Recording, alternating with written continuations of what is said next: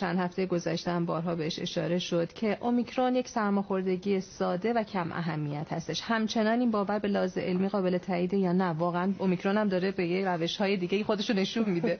100%. البته ببینید کلا کرونا قابل پیش بینی نیست. بله. و بیماری جدیدی هست. اینو حتما باید همه مد نظر داشته باشیم. بیماری جدیدیه که روز به روز در موردش اطلاعات جدیدی به دنیا در واقع عرضه میشه و اونم با همین در واقع کار کردن و مریض دیدن و مقالاتی هستش که در واقع توی دنیا داره منتشر میشه.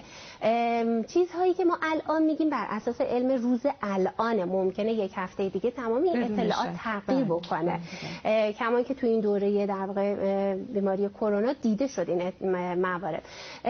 الان میتونم بگم که بیماری کرونا، چیزی که بیماری اومیکرون در واقع کرونا، چیزی که مشخصه این سویه جدیدی هستش که میزان انتشارش تو راههای تنفسی فوقانی 70 برابر در واقع گونه دلتا هستش. یعنی 70 برابر سریعتر از گونه دلتا انتشار پیدا میکنه. پس میتونین حدس بزنین که چقدر این بیماری میتونه به سرعت انتشار پیدا کنه و چقدر میتونه سریع همه رو درگیر بکنه. خب این نکته خوبی نیستش.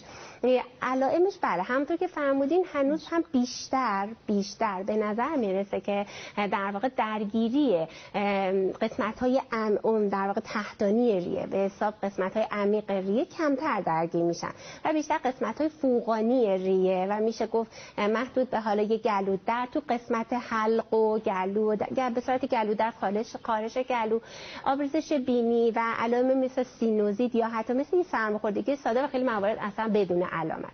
ضعف بدن دردم داره. بله، علائم سیستمی که مثل ضعف بدن درد، تب، سردردهای شدید گاهی دیده میشه. توی موارد در واقع خب معمولا تو جامعه الان ما میبینیم موارد درگیری به این صورت، مواردی که حتی بی علامت هم باشن کم نیست و رو به افزایش. الان خب ما چون توی نزدیک به پیک هستیم، البته فصلی هستش که سرماخوردگی هم زیاده ولی ما ترجیحاً یعنی فرض میکنیم هر بیماری که با علائم سرماخوردگی باشه اومیکرون هستش.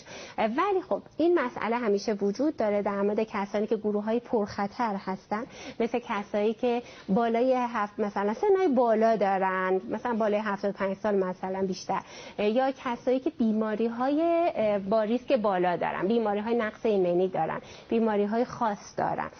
توی اینها در واقع افرادی هستن که ریسک بیماری بالاتر. ممکنه همین اومیکرون با همین شدت ضعیف ممکن توی یه نفر ضعیف باشه، توی این افراد خدای نکرده منجر به عوارض در واقع جبران ناپذیری بشه.